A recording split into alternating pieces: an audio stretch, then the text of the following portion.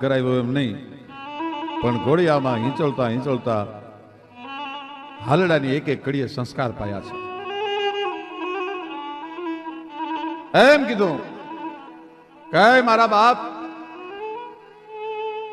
ધાવી લેજે મારા પેટ, ધાવી લેજે પેટ ભરીને આજ. તેથી વાયુ ટાઢા મોતના વાસે, તેથી ખાવા ટાણું ક્યાંય ન રહેશે.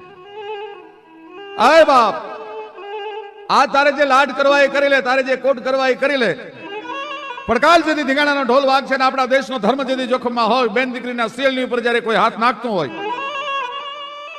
તેથી વાયુ ટાઢા મોતના વાસે હુવા ટાણું ક્યાંય ન રહેશે. તેથી આજ શિવા, એ શિવાજી, પછી સુવાનું ટાણું નહીં રહે, જમવાનું ટાણું નહીં રહે.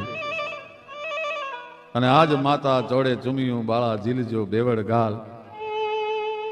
શિવાજીનું હાલડું, ઝવેરચંદ મેઘાણી નામનો વાણિયો સૌરાષ્ટ્રનો, શિવાજી જન્મા મહારાષ્ટ્રમાં અને હાલડું લખ્યું સૌરાષ્ટ્રના વાણિયાએ ભાઈ.